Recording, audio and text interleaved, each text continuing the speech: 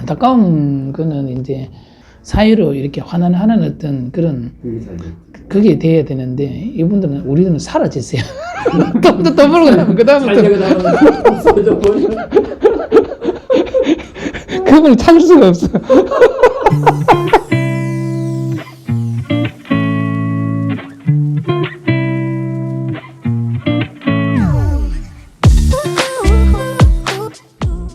한국에서 대학을 이제 입학을 했고, 그 다음에 이제 군 생활을 이제 마치고, 그 다음에 고민을 했던 게 이제 복학을 할 건지, 아니면 좀 더 이제 그 다른 방법을 찾을 건지 고민을 하다가,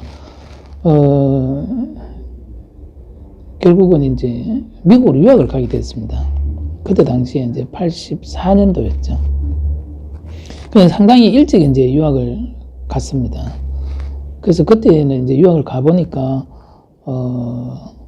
사람들도 이제 교민들도 별로 없었고, 또 이제 뭐 한국 신문을 한번 보려면은 그 라이브러리 이제 도서관에 가서 이제 한국 신문을 찾아야 될 정도로 그런 어떤 상황이었는데, 일찍 이제 유학을 가서 거기서 대학을 이제 마저 마치고, 또 이제 마치고 난 다음에 그 제가 이제 시카고 쪽으로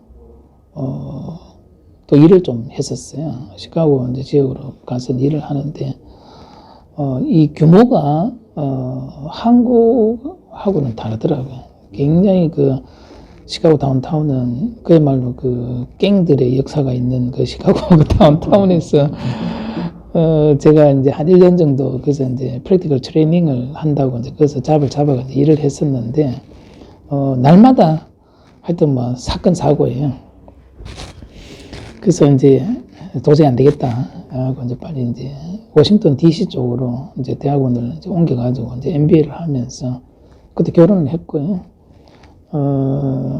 그래서 이제 결혼을 하고 나니까 이제 또 이제 가정을 꾸며야 되잖아요. 꾸려야 되니까 그때 이제 또 비즈니스를 또 시작을 했어요.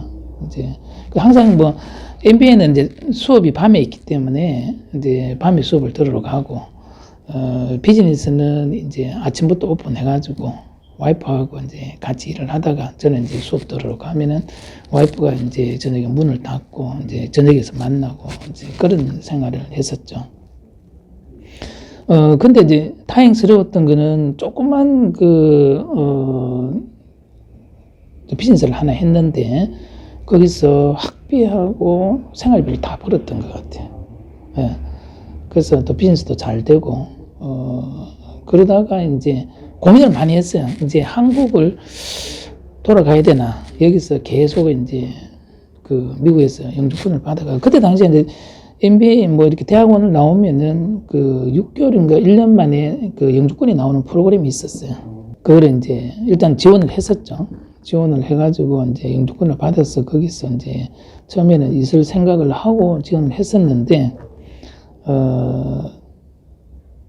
이제 안타깝게도 그 이민 그 변호사가 상당히 뭐 서류적으로 많은 실수를 해놨더라고요. 그게 이제 안 나오고 계속 시간이 길어지니까 알아보니까.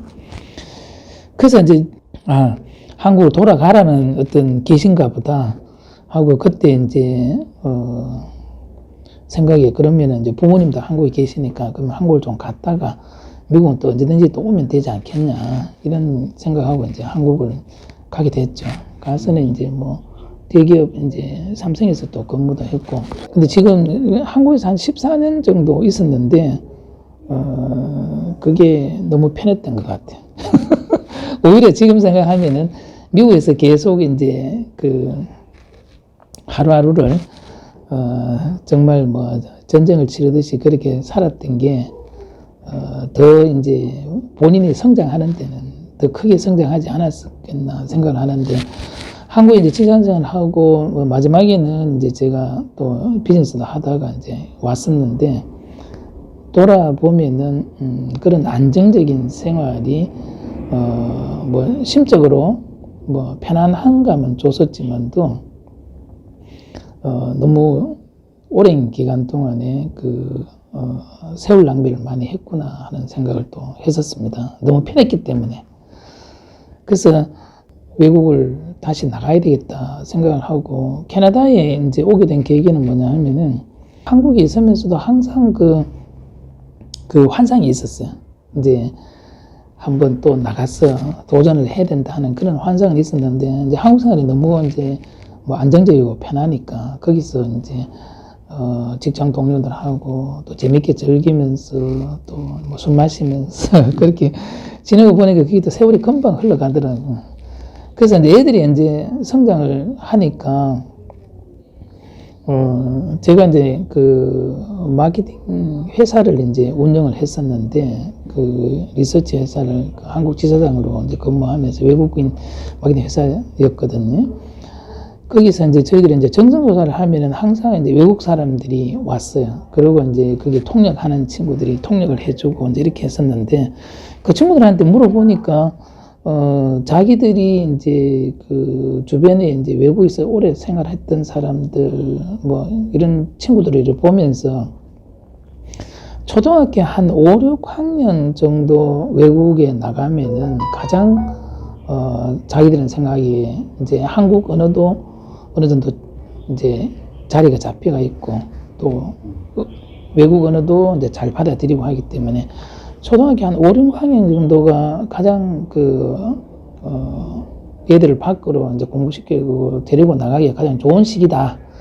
이렇게 해서 이제 첫애가 초등학교 5학년 때, 그때 이제 유학을 보내야 되겠다 이제 생각을 했었어요.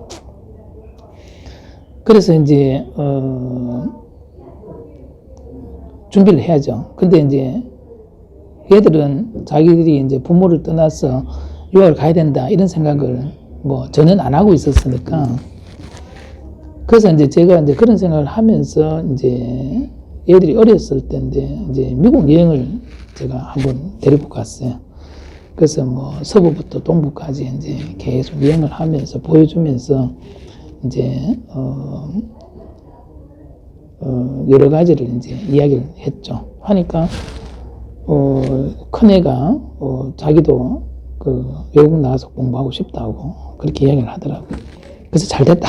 그래서 빨리 보내야 되겠다 싶어가지고 이제 영주권을 신청했는데, 미국은 영주권을 신청을 하려고 하니까 그때 이제 가장 빠르게 받을 수 있는 방법이 이제 신청해 놨던 사람이 중간에 이제 무슨 이유로 그만두고 그런 케이스를 변호사가 이제 가지고 있으면서 한국에 있는 사람들 연결해가지고 이제 하는 그런 프로그램이 있었는데, 제가 이제 워싱턴 DC에 있던 같이 계시던 분들이 그런 프로그램을 통해서 변호사를 통해서 빨리 들어오라고 이야기를 하더라고요. 근데 그때 달라고 했던 돈이 뭐 2만에서 2만 5천 불 가까이를 그걸 달라 그러더라고요. 그래서 상당히 많은 돈이었죠. 그때 당시에 16년 전에. 그래서 제가 이제 고민해서 이거를 그렇게 주고 미국을 들어가야 되나, 아니면은 미국 가까이 있는 캐나다를 가서 있다가 그리로 들어가는 건 어떤가, 그렇게 고민을 하다가 보니까 이제 캐나다는 쉬웠어요. 뭐 신청만 하니까 78만 불 혼자서 하는 이민 그거 뭐 신청하니까 영주권이 금방 나와버렸더라고요. 그래서 이제 얘들하고 다 영주권을 이제 받아가지고 이제 우리는 부모들은 이제 한국에 있고 얘만 이제 여기 밴쿠버로 보내려고 했는데, 미국하고 또 다른 게 여기는 부모들이 오지 않으면은 또 학비가 뭐고 다 내야 된다. 그래서 가이드도 이제 있어야 되고 뭐. 그래서 그럴 것 같으면은 제가 이제 집사람한테 아예 둘째도 있으니까 데리고 한 2년, 3년 정도 언어만 해결하고 이제 오라. 이렇게 해서 뭐 저는 뭐 그때 사업체 운영한다고 바빴으니까 그렇게 보냈는데, 시간이 조금씩 흘러가면서 뭐 제가 느끼는 거는 얘들하고 이 커뮤니케이션이 점점 이렇게 단절이 되기 시작하더라고요. 제가 이제 바쁘다 보니까 별로 이제 통화할 시간도 없고, 한 번씩 전화를 할 때마다, 이게 굉장히 멀어지고 있구나 하는 생각을 하면서, 또 이제 한국에서는 그렇잖아요. 거기서 이제 비즈니스를 하려고 그러면 한국은 이 술이 없이는 그 비즈니스가 안 돌아갑니다. 사람을 만나도 술을 마셔야 되고, 접대를 해도 되고, 접대 받아야 되고, 계속 이제 술 속에서 이제 이게 비즈니스가 돌아가는 그런 어떤 사회다 보니까, 건강도 별로 안 좋아지고, 그런 혼자 또 있으면서도 기력이 앞으로 있으면서 안 되겠다 싶어가지고, 그냥 정리를 하자. 내 살을 정리를 하고, 그냥, 밴쿠버로 이민을 가자. 그래서 이제 그 6개월 뒤에 이민을 왔어요. 제가 이제 따라서 여기로 왔죠. 근데 오기 전에 이제 제가 여기 이제 조카가 유학을 와 있어가지고, 그때 한참 이제 유행했던 게 한국에서 이제 바리스타가 유행을 했어요. 그래서 여기서 이제 커피숍을 하고 싶다 그래서 제가 한국에서 이제 돈을 그 조카한테 좀 보내줬습니다. 그 비즈니스를 해보라고. 그리고 이제 제가 이제 여기 공항에 딱 내리자마자 그 비즈니스를 사놓은 데를 제가 들렸어요. 들렸다가 이제 집으로 가는데, 가보니까 이제 좀 이게 서글픈 거예요.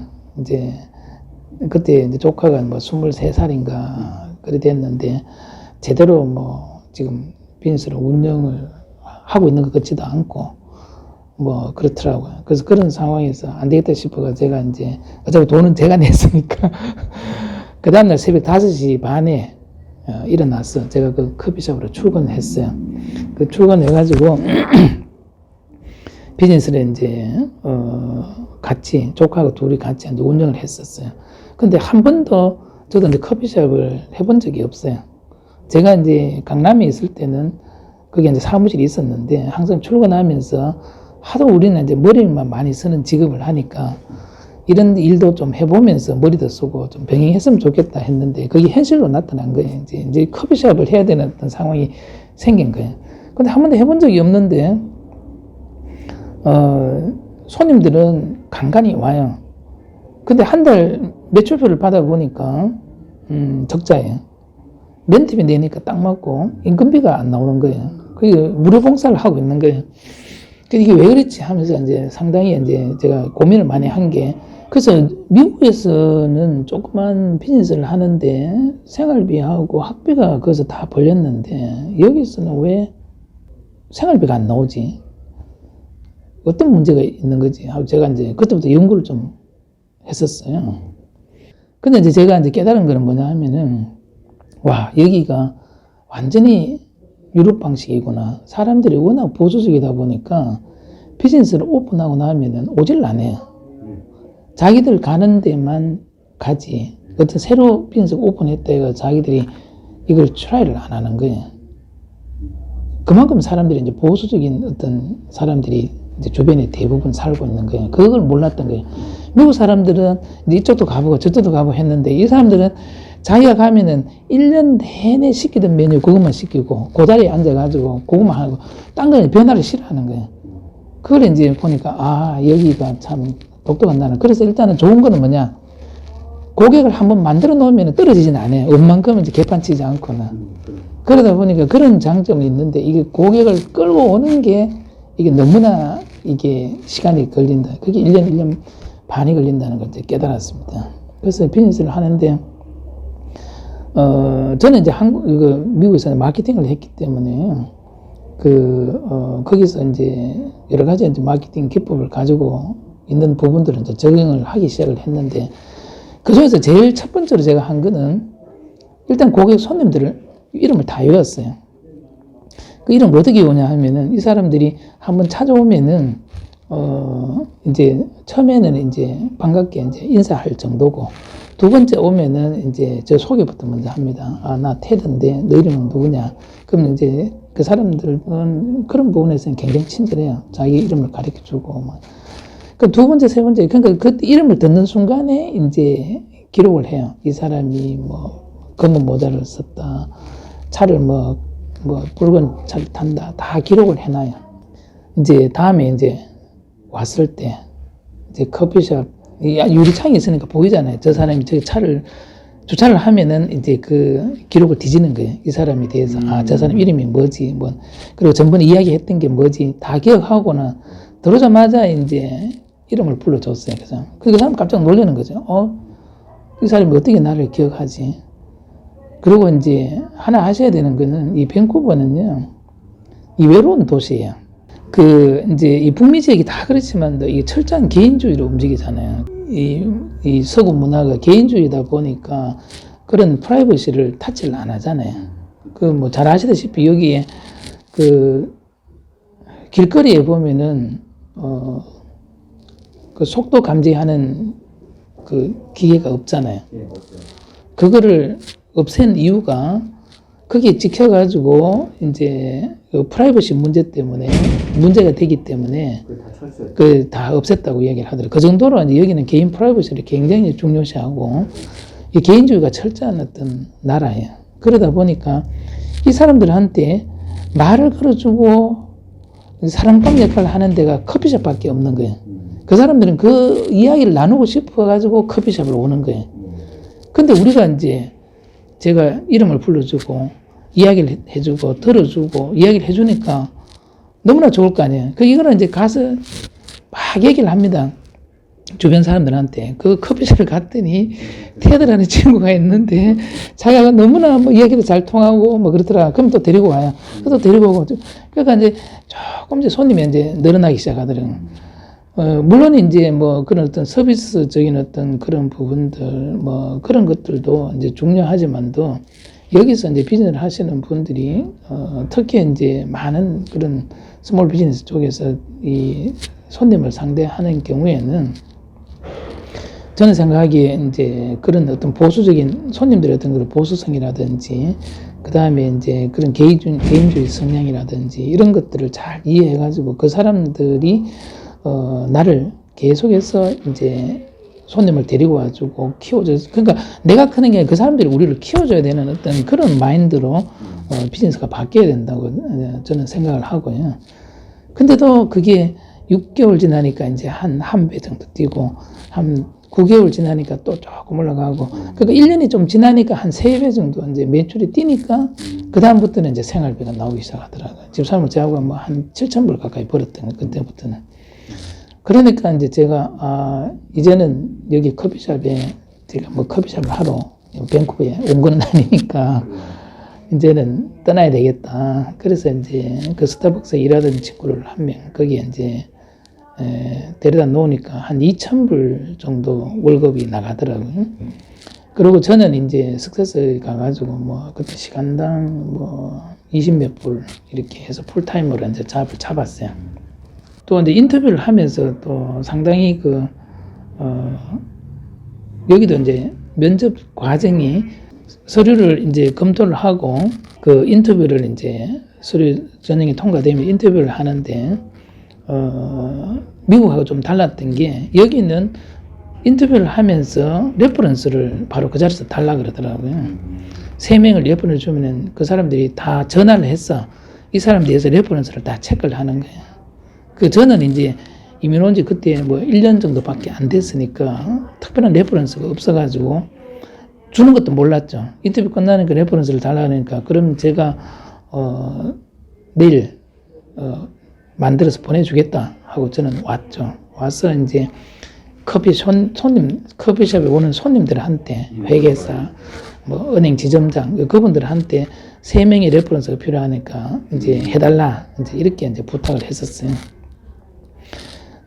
그래서 그분들이 이제 좋게 레퍼런스를 해줘가지고 이제 제가 직업을 이제 가지게 됐는데 그때 당시에 이제 그 은행 지점장 우리 앞에 있던 스코시아뱅크 은행 지점장이 그 이야기를 하더라고요.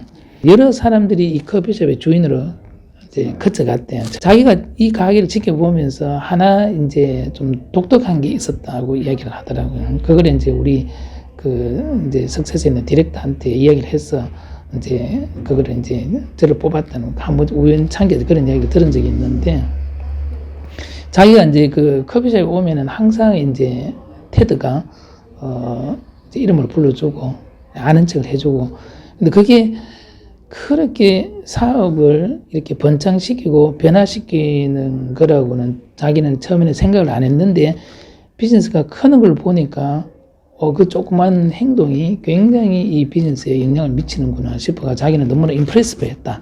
그 이야기를 이제 해줬다 그러더라고요. 그래서 이제 뭐 디렉터가 그걸 보고 저를 뽑았다고 뭐 얘기를 하더라고요. 어쨌거나 이제 비즈니스를 하시는 분들한테는 조금 참조가 될 만한 어떤 이야기라고 하니까 저는 이제 했고요. 그 다음에 이제 암담하죠. 저도 이제 한국에 있을 때 뭐 직원이 있게 있는 어떤 그런 회사를 운영을 했는데 여기에 이제 조그만 뭐 한 1000스퀘어도 비트도 안 되는 그런 커피숍을 이제 운영을 하면서 내가 이걸 계속 할 수는 있는 상황은 아니다라고 생각을 했고, 그리고 이제 그때 비즈니스를 하면서 여기서 이제 이 기본 이 스몰 비즈니스가 돌아가는 걸 다 이제 파악을 했죠. 너무나 다행스러웠던 게 제가 있는 그 쇼핑몰에 그 랜드로드가 인도 사람이었는데요. 너무나 갑질을 하는 사람이었어요. 그래서 뭐 리스부터 해가지고 하도 애를 먹이니까 제가 그 사람하고 그 대처에 나간다고 엄청난 노하우를 저도 이제 공부를 하면서 배운 거예요. 그러면서 이제 뭐 이제 비즈니스를 운영하면서 보면은 뭐 라이선스부터 해가지고 뭐 니콜 라이선스 신청하는 거 뭐 그런 거 등등. 그 다음에 하도 그 친구들이 이제 뭐 애를 먹이니까 리스 관련돼가 붙잡혀가 제가 계속 이제 훑어보고 했던 그런 것들이 상당히 도움이 됐었어요. 그래서 이제 그런 그 프랙티스를 거치고 제가 이제 석세스에 이제 딱 들어가니까 이 사람들이 정보를 공유를 안 해요. 그래서 상당히 처음에는 힘들었어요. 그게 중국 사람들이, 특히 본토 사람들의 그게 성향이에요. 자기가 이제 신뢰할 때까지는 절대 이게 문을 안 여는 거예요. 그러고는 처음에 이제 그런 식으로 이제 저한테 모든 정보를 감추고, 그러니까 저는 처음에 이제 세미나도 해야 되고 뭐 자료가 필요한데 주지를 않는 거예요. 그 이제 중국 컨설턴트들이. 그래서 이제 제가 그 친구들을 위해 가지고 이제 좀 많은 봉사를 했죠. 자기들이 뭐 필요한 것도 찾아주고 막 이렇게 도움을 주니까 조금씩 문을 열면서 자기들 말로는 뭐 이제 밥을 같이 먹으면 친구라고 생각을 한다 그러더라고요. 그다음부터 이제 밥 같이 먹는, 이러니까 이제부터 정보를 이제 저한테 주기 시작을 하더라고요. 도움을 이제 많이 받고 그 친구들하고 굉장히 이제 돈독한 어떤 그런 그 관계가 됐죠.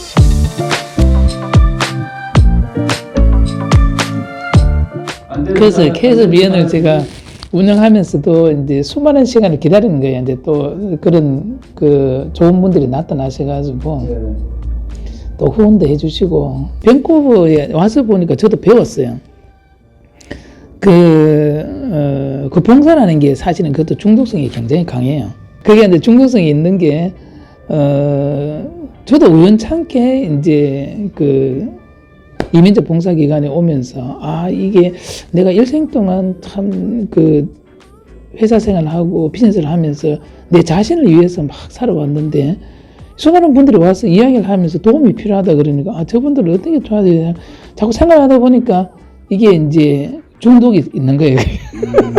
나는 그쪽으로 자꾸 생각하고 오리엔테이션 되고, 그러면서 이제 내 자신만 위해서 살아왔던 그 부분에서, 이게 도움을 드려야 되겠다는 부분하고 되니까 삶이 좀 더 이게 충만해지는 거예요.